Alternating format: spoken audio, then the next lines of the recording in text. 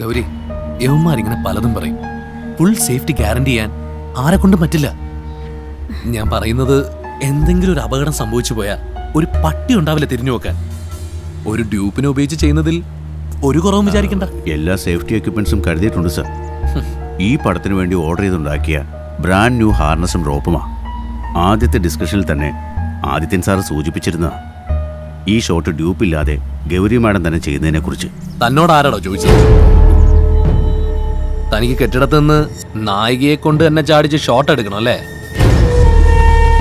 അല്ലേ? താൻ പറഞ്ഞ എന്ത് മണ്ടത്തരവും കാണിക്കാൻ ഡെയിലി ബാറ്റയും വാങ്ങിച്ച് കൂടെ കുറെ ബാലാട്ടി പട്ടികൾ ഫൈറ്റേഴ്സ് ഇല്ലേ, അവന്മാർ ആരെങ്കിലും ചാടിയാ മതി. ക്യാമറ ഇവിടെ താഴെ വെച്ചെടുത്ത ആളെ അറിയില്ല. ഹലോ പ്രേം, ക്യാമറ എവിടെ വെക്കണം എന്ന് നീ പഠിപ്പിക്കണ്ട. ഈ ഷോട്ടിൽ റിസ്ക് ഇൻവോൾവ് ആണെന്ന് നിനക്കും എനിക്കും ഗൗരിക്കും മാസ്റ്റർക്ക് പറയാം. പക്ഷെ ഒരു ആക്ടർ ഇത്തരം ചില റിസ്കുകൾ എടുക്കാൻ തയ്യാറാവുന്നിടത്താണ് ഒരു നല്ല ആക്ഷൻ സിനിമ ജനിക്കുന്നത്, ഒരു താരം ജനിക്കുന്നത്. ജനത്തിനറിയാം ഡ്യൂപ്പ് ഏത് നടി ചെയ്തത്. ഇടോ, താനോ ഡ്യൂപ്പില്ല ചെയ്യുന്നില്ല. എന്നാൽ ചെയ്യാൻ തയ്യാറായി നിൽക്കുന്നവരുടെ കോൺഫിഡൻസ് കളയുന്നതിന് നമ്മുടെ സിനിമയുടെ ക്ലൈമാക്സിലേക്ക് നയിക്കുന്ന ഏറ്റവും പ്രധാനപ്പെട്ട സീക്വൻസുകളിൽ ഒന്നാണിത്. ഈ ജമ്പ് ഗൗരി തന്നെ ചെയ്താലുണ്ടാവുന്ന ഇമ്പാക്റ്റ് നമ്മുടെ സിനിമയെ സംബന്ധിച്ചിടത്തോളം വളരെ വലുതാണ്. പക്ഷേ ഞാൻ നിർബന്ധിക്കില്ല, തീരുമാനം ഗൗരിയുടേതാണ്. ആദിത്യ, പക്ഷേ ഞാൻ പറയുന്നത്, പ്രേം, തീരുമാനം ഗൗരിയുടേതാണ്. ആന്റണി, ആന്റണി പറയൂ, ഈ ഷോട്ട് ചെയ്താൽ എന്റെ സേഫ്റ്റി ഗ്യാരണ്ടീഡ് ആണോ?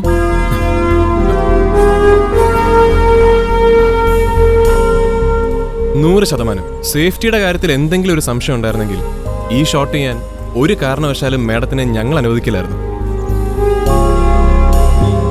പിന്നെ ഒരു പേടി തോന്നുന്നത് സ്വാഭാവികമാണ്. വേണമെങ്കിൽ ഞാൻ ആദ്യം ഒന്ന് ചെയ്ത് കാണിക്കാം. അത് കണ്ടിട്ട് വിശ്വാസം തോന്നുന്നുണ്ടെങ്കിൽ മാത്രം മാഡം ചെയ്താൽ മതി. ഭാഷ, ഓ ഹാർനസ് എടുക്കടാ.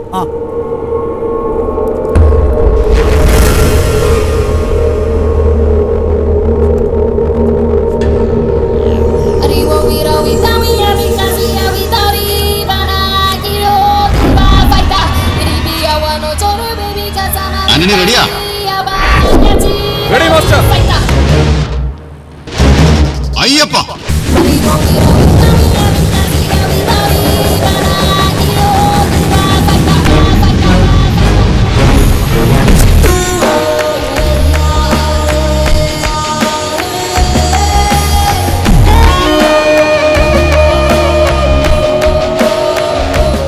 So what do you think, Gauri? Can you do it? Okay sir, ഞാൻ ചെയ്യാം. Good.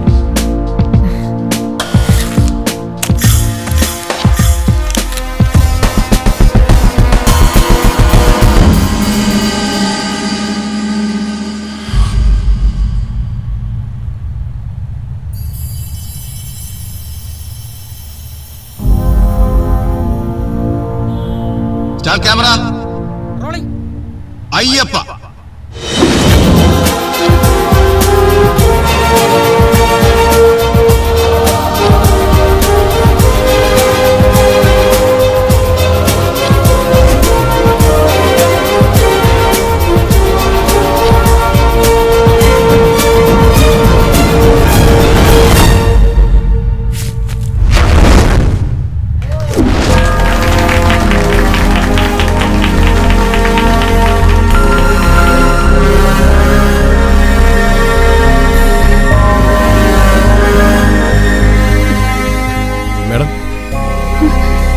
മാഡം കുഴപ്പമൊന്നുമില്ലല്ലോ.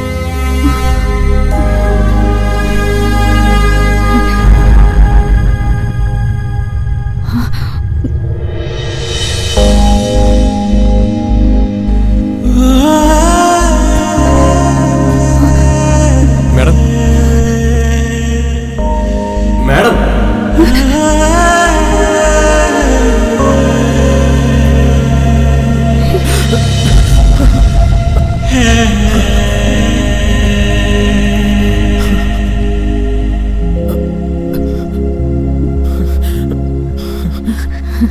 താങ്ക്സ്.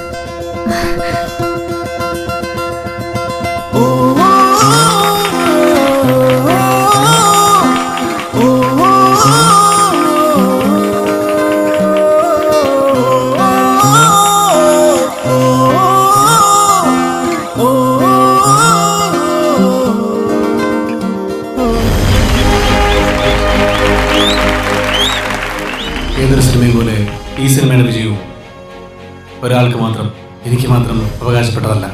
എന്നെ സിനിമാ സംവിധാന രംഗത്തേക്ക് കൈപിടിച്ച് കയറ്റിയ ധർമ്മരാജൻ മാസ്റ്റർ ഈ സിനിമയിൽ എന്നോടൊപ്പം പ്രവർത്തിച്ചു എന്നുള്ളത് ഈ വിജയത്തിന് ഇരട്ടി മധുരമേകുന്നു. ഓരോ വിജയത്തിനും അവകാശികൾ ഒരുപാടാണ്. എന്നാൽ തോൽവി ഏകാഗിയായ അനാഥനായ ഒരു മനുഷ്യനാണ്.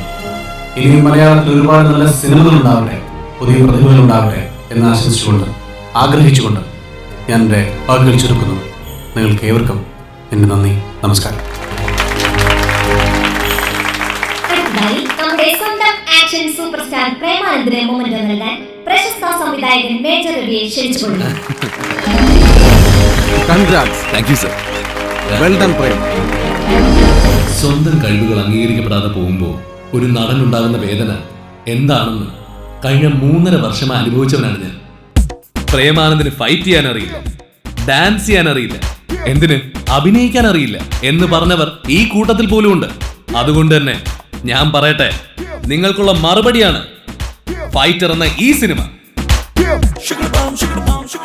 ഈ സിനിമയിൽ നിങ്ങൾ കണ്ട് ആസ്വദിച്ച ആക്ഷൻ സീക്വൻസുകൾ കഴിഞ്ഞ 2 വർഷത്തെ എന്റെ കഠിനാധ്വാനത്തിന്റെ ഫലമാണ്. അതിസാഹസികമായ പല സീക്വൻസുകളിൽ ഒരു ഡ്യൂപ്പിനെ ഉപയോഗിക്കാൻ സംവിധായകൻ നിർബന്ധിച്ചപ്പോഴും ഞാൻ അനുവദിച്ചില്ല.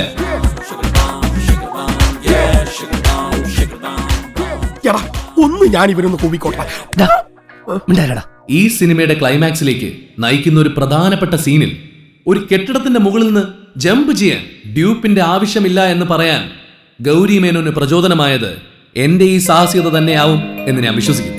ജീവൻ പണയം വെച്ച് ഞാൻ ചെയ്ത സ്റ്റണ്ട് സീക്വൻസുകൾ കണ്ട് സിനിമാ വ്യവസായത്തോടുള്ള മധുരമായ പ്രതികാരം വീട്ടലിന്റെ സുഖം അനുഭവിക്കുകയാണ്.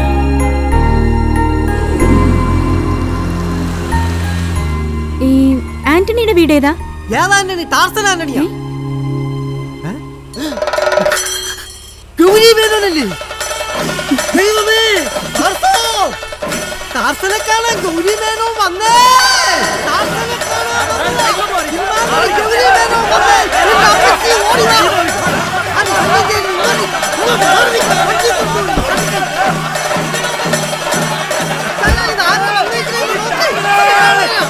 അപ്പനെ കാണാൻ ഒരാൾ വന്നേക്കണേ.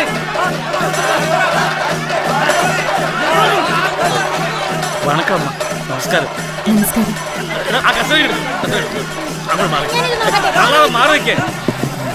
എന്താടി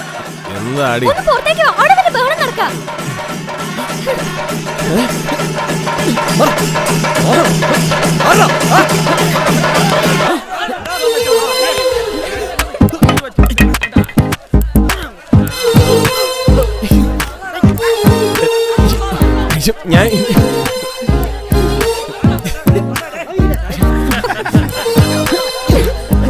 നനയ്ക്കാൻ വെച്ചിട്ടുണ്ടോ? എന്റെ മോനാ? അയ്യോ അല്ലല്ല, അവന്റെ അപ്പനാ ഞാൻ.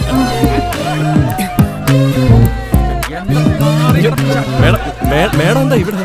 ആന്റണിയെ കാണാൻ. എന്നെ കാണാൻ ഒന്ന് വിളിച്ചിട്ടുണ്ടെങ്കിൽ അങ്ങോട്ട് വരുമായിരുന്നല്ലോ. അങ്ങനെയാണെങ്കിൽ ആന്റണിയുടെ വീടും ഈ കോളനിയും ഒക്കെ കാണാൻ പറ്റുമോ? എന്തേ ഇന്നലെ നേരത്തെ പോന്നെ? അതിപ്പോ ഭക്ഷണം കഴിക്കാൻ നിന്നില്ല, ഒരുപാട് ഇരുട്ടുന്നതിന് മുമ്പ് തിരിച്ചെത്താൻ. ഇന്നലെ എല്ലാരും സംസാരിച്ചത് നമ്മുടെ സിനിമയുടെ ആക്ഷൻ സീക്വൻസുകളെ കുറിച്ചായിരുന്നു. ഈ ടൈറ്റിൽസിൽ എഴുതി കാണിക്കുന്ന ഒരു 10-15 പേരുകളും നടീനടന്മാരും മാത്രം അടങ്ങുന്നതാണ് സിനിമ എന്ന് പൊതുവെ ഒരു തെറ്റിദ്ധാരണയുണ്ട്. ഇന്നലെ വിജയം കൊട്ടിഘോഷിച്ച് നമ്മുടെ സിനിമ കണ്ടവർ ചിലപ്പോൾ ആന്റണിയെ കണ്ടു കാണില്ല. അതുകൊണ്ട് മാത്രം ആ സിനിമയ്ക്ക് വേണ്ടി ആന്റണി ചെയ്തതെല്ലാം ഇല്ലാതാകുന്നില്ലല്ലോ. ആന്റണി ഇല്ലെങ്കിൽ ആ സിനിമയില്ല. അത് മറ്റാരേക്കാളും നന്നായിട്ട് എനിക്കറിയാം. So this is for you. നമ്മുടെ സിനിമയ്ക്ക് വേണ്ടി ഏറ്റവും കൂടുതൽ അധ്വാനിച്ച ആന്റണിക്ക് എന്റെ വകയൊരു ഗിഫ്റ്റ്. അയ്യോ മാഡം, ഇതൊക്കെ എനിക്ക്. അതെന്താ ആന്റണി, ഞാനൊരു ഗിഫ്റ്റ് തന്നാ അത് വാങ്ങില്ലേ? എന്നാ പോട്ടെ. ചാർസൺ ആന്റണി.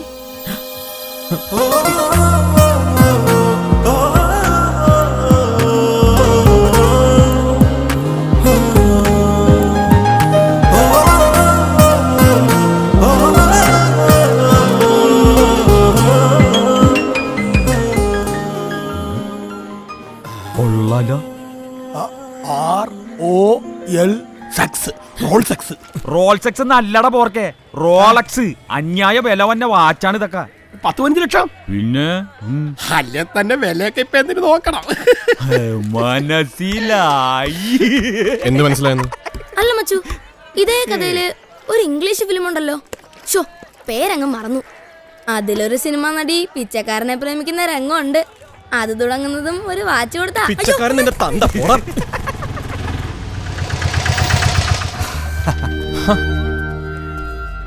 മുത്തു, നീ ഈ വഴിയൊക്കെ അറിയോടാ? കുത്തല്ലേടാ, നിനക്കറിയാലോ ഇവിടെ വന്നെന്ന് പറഞ്ഞാ ഉദയ അവിടെ കയറ് പൊട്ടിക്കും. വാ. പിന്നെ എങ്ങനെ പോകുന്നു കാര്യങ്ങളൊക്കെ? ഓ, അതൊക്കെ കണക്ക് തന്നെ. അന്തോണീസ് പുണ്യാളോ.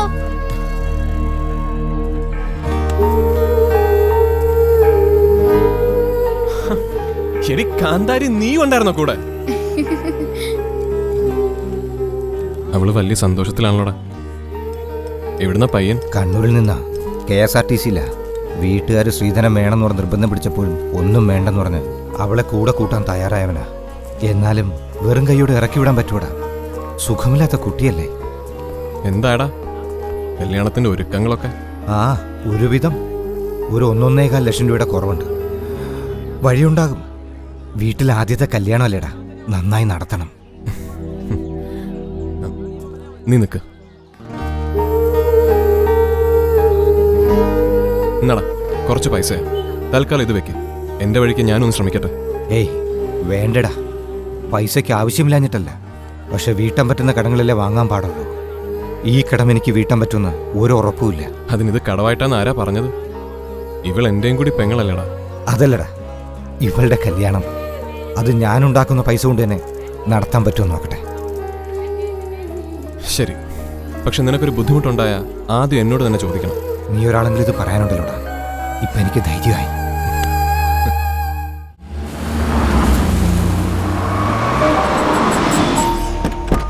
വരണം സാർ.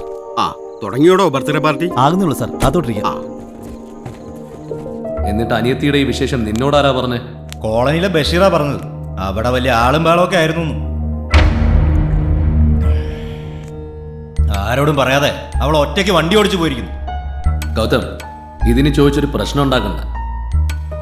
ഇത് ഞാൻ തന്നെ ഡീൽ ചെയ്തോളാം. മോനെ, VIP ഇളക്കെത്തി. താഴേക്ക് വാ. Okay dad, I am coming. വാ. മോനെ, happy birthday Prem. Thank you so much. Thank you uncle. എന്തിനാ അങ്കിൾ ഇതൊക്കെ? അങ്കിൾ വന്നതിൽ വലിയ സന്തോഷം. എന്നാ ഡയലോഗായി അടിക്കുന്നേ? ഞങ്ങളുടെ ഗ്രൂപ്പിന്റെ നേതാവല്ലേ ഇദ്ദേഹം. ഇദ്ദേഹം വിളിച്ചിട്ട് വന്നില്ലെങ്കിൽ അടുത്ത പ്രാവശ്യം ജയിച്ചാലും വെറും MLA ആയിരിക്കാനേ പറ്റൂ. ഇതാരാ മനസ്സിലായില്ല? എന്റെ ഫ്രണ്ട് ഗൗതം മേനൻ. ഹലോ. എടോ, താൻ കണ്ടിട്ടുണ്ട് ഇതിനു മുമ്പ് നമ്മുടെ ഗൗരി മേനന്റെ ബ്രദർ. ഓ, അത് ശരി. എന്ത് ചെയ്യുന്നു? അത് ഞാനിങ്ങനെ ചില പുതിയ ബിസിനസ്സുകളൊക്കെ തുടങ്ങാനുള്ള പദ്ധതിയിലായിരുന്നു. ഗൗരി വന്നില്ലേ? അവൾ ഇപ്പോഴും എത്തും. വരണം. 100 years. Happy birthday Prem. Thank you so much. Sorry uncle, ഞാൻ കുറച്ച് ലേറ്റ് ആയി പോയി. It's all right. ആ, നീ കാത്തിരുന്ന ആളെത്തിയ സ്ഥിതിക്ക് ഇനി ആ കേക്ക് ഒന്ന് കട്ട് ചെയ്യണ്ടേ? Oh, sure.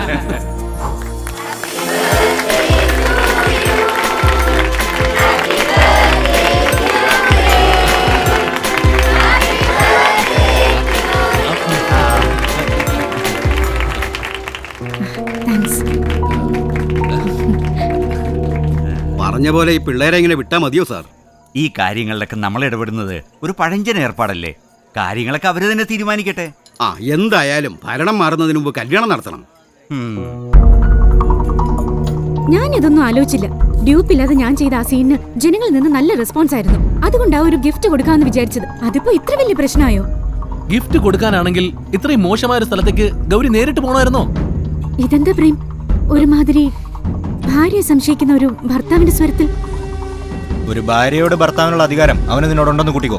നീ ഇന്ന് ആരെ കാണാനടിയാ 5 സ്റ്റാർ കോളനി പോയത്? ഗൗതം,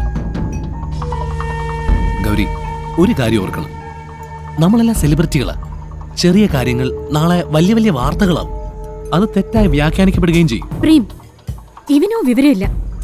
ഈ ഒരു ചെറിയ കാര്യം എന്തിനാ ഇങ്ങനെ ഒരു ഇഷ്യൂ ആക്കുന്നത്? നിനക്കിതൊരു ചെറിയ കാര്യമായിരിക്കും. ഗൗതം പ്ലീസ്, ഇത് നമ്മുടെ വീടല്ല. ഇവൻ ഇപ്പോഴത്തെ അവസ്ഥയിൽ ആവശ്യം കൂടെ കൊണ്ട് നടന്ന ചെലവിന് കൊടുക്കുന്ന ഒരു സുഹൃത്തിനെയല്ല, തെറ്റും ശരിയും പറഞ്ഞു കൊടുക്കുന്ന ഒരാളെയാണ് വേണ്ടത്. അൺഫോർച്ചുനേറ്റ്ലി പ്രേം അതല്ല ചെയ്യുന്നതെന്ന് എനിക്ക് മനസ്സിലായി. Enjoy the party.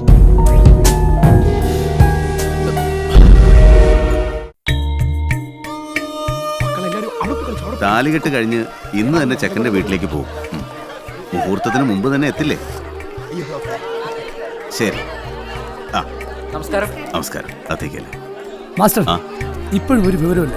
പറഞ്ഞ വണ്ടിക്ക് കയറിയിരുന്നെങ്കിൽ ഇതിനു മുമ്പ് ഇവിടെ എത്തേണ്ടതായിരുന്നു. സ്റ്റേഷനിലെത്തുമ്പോ ഇങ്ങോട്ട് വിളിക്കാന്ന് പറഞ്ഞു. ഇപ്പൊ വിളിച്ചപ്പോഴും ഫോൺ സ്വിച്ച് ഓഫ് ആണ്. ഏതായാലും വണ്ടിയായിട്ടാണ് സ്റ്റേഷനിൽ കാത്തു നിൽപ്പുണ്ട്. ഛേ, ഇവനിത് എവിടെ പോയി കിടക്കുന്നു? ഇഡിയറ്റ്. എന്തായി? അന്തോണീസ് പുണ്യാളോ, ചുള്ളനായിട്ടാണല്ലോ ഇന്ന്. കുഞ്ഞുനാളിലെ പറഞ്ഞുറപ്പിച്ചിരുന്നതാ നിന്റെ കെട്ടിന് താലിമാല എന്റെ വകയാണെന്ന്. നിന്റെ ചേട്ടൻ ദുരഭിമാനി അത് സമ്മതിക്കാത്ത സ്ഥിതിക്ക് തൽക്കാലം ഇതിരിക്കട്ടെ. മുത്തുവണ്ണം വന്നോ? ഇല്ല, അവനിപ്പോ എത്തും.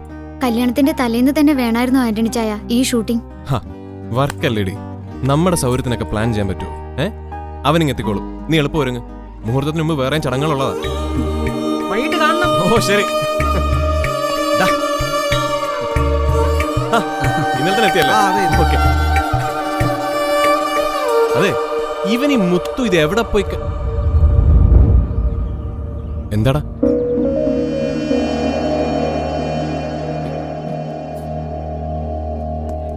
എന്താ മാസ്റ്റർ? എന്താ മാസ്റ്റർ, എന്തു പറ്റി? ആന്റണി ഭാഷ വിളിച്ചിരുന്നു.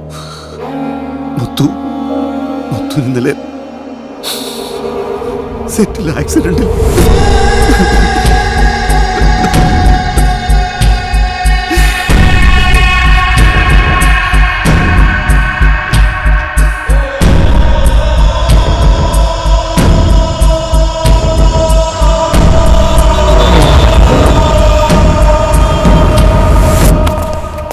Okay. Then second kick. Then straight kick.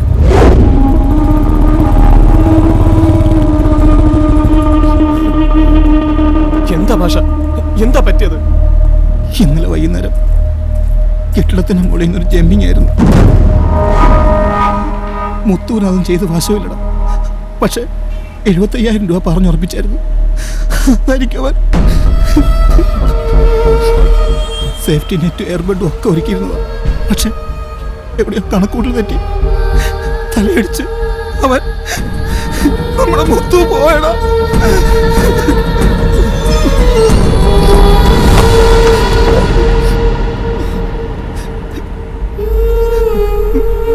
അതല്ല, ഇവളുടെ കല്യാണം അത് ഞാനുണ്ടാക്കുന്ന പൈസ കൊണ്ട് തന്നെ നടത്താൻ പറ്റും.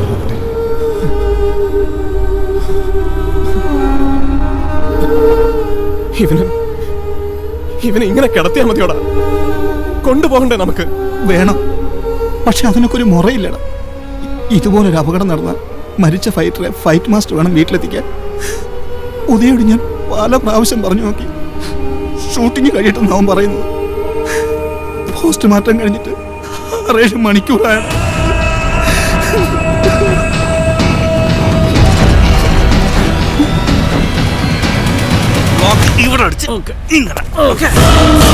ഇങ്ങനെ വാ. ആരാ ലൈറ്റ് ഓഫ് ചെയ്ത് ഷോർട്ട് സമയത്ത്?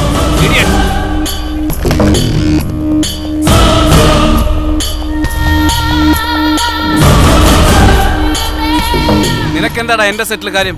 കൂടെ നിന്ന് ജീവൻ പണയം വെച്ചവന്റെ ശവം അവിടെ കിടന്ന് ചെയ്യുമ്പോ തന്നെ വേണോടാ നിനക്ക് സിനിമ ഷൂട്ടിംഗ്? ആ കിടക്കുന്ന എന്റെ അസിസ്റ്റന്റാ, ഇത് എന്റെ സെറ്റും. ഇവിടെ എന്ത് വേണമെന്ന് നീ എന്നെ പഠിപ്പിക്കണ്ട. നിനക്ക് വേണ്ടിയല്ലടാ, നിന്റെ ഈ സിനിമയ്ക്ക് കൂടി വേണ്ടിയല്ലേ അവൻ പോയത്. നമ്മളൊക്കെ ഒരുമിച്ച് വളർന്നവരല്ലടാ. നമ്മുടെ മുത്തു അല്ലടാ കിടക്കുന്നത്. ആഹാ, വാചവിടെ നിർത്തി ഫീൽഡിൽ മാറിയിട്ട. നാളെ രാവിലത്തെ ഫ്ലൈറ്റിന് ഈ പടത്തിന് നായകൻ ഹണിമൂണിനായി ന്യൂസിലൻഡിലേക്ക് പോവുകയാണ്. ഇന്നേ ദിവസം ഷൂട്ടിംഗ് നടന്നില്ലെങ്കിൽ ഈ പടത്തിന്റെ പ്രൊഡ്യൂസറായി എനിക്ക് എത്ര ലക്ഷം രൂപയാ നഷ്ടം വരുമെന്ന് എനിക്കറിയാമോടാ. കല്യാണപ്പന്തൽ ആങ്ങളുടെ വരവും കാത്തൊരു പെങ്ങൾ കൊച്ചിരിപ്പുണ്ട് സാർ. അതിന്റെ കണ്ണീരിനേക്കാ വില വരുമോ നിങ്ങൾ ഈ പറഞ്ഞ ലക്ഷങ്ങൾക്ക്? ദയവ് ചെയ്ത് ഷൂട്ടിംഗ് നിർത്തിവെക്കണം. അവനെ വീട്ടിലെത്തിച്ച് ആ കുടുംബത്തിന് വേണ്ടത് എന്താന്ന് വെച്ചാൽ ചെയ്തു കൊടുക്കണം സാർ, പ്ലീസ്. പിന്നെ കണ്ടവന്റെ ഒക്കെ കുഞ്ഞൂട്ടി പരാതിനും തീർക്കലല്ലേ എന്റെ ജോലി. മാനേജറുടെ കയ്യിൽ നിന്ന് 10,000-2,000 വാങ്ങി സ്ഥലം വിടാൻ നോക്കി. ചിക്കിളി എണ്ണി വാങ്ങിയിട്ടല്ലേ അവൻ ചാടിയത്. അവൻ ചത്ത അവന് പോയി. അതിന്റെ നഷ്ടം ഞാൻ സഹിക്കണമെന്ന് പറഞ്ഞാ ഇറങ്ങിപ്പോടാ കഴിവരുടെ മോനെ, ഇറങ്ങി പോകാൻ. പോകാനല്ലേ പറഞ്ഞത്? പോകാൻ.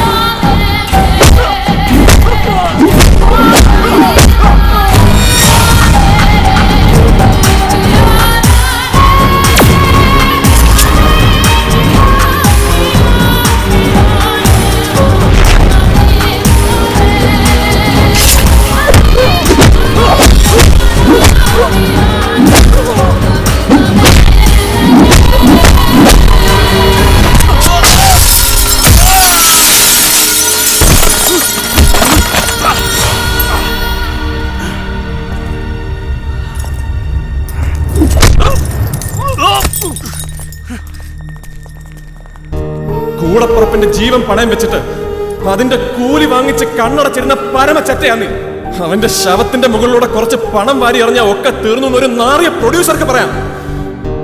പക്ഷെ നീ അതിന് കൂട്ടു നിൽക്കരുതയാ. നീയും ഞാനും ചെയ്തിരുന്ന തൊഴിലാ അവനും ചെയ്തിരുന്നത്. ആ തൊഴിലിനൊരു സത്യം ഉണ്ടടാ, മര്യാദയുണ്ട്. അത് നീ മറന്നു. പക്ഷെ ഒക്കെ ഓർക്കാൻ ഒരു ദിവസം വരും. ഓർക്കാൻ ഒരു ദിവസം വരും.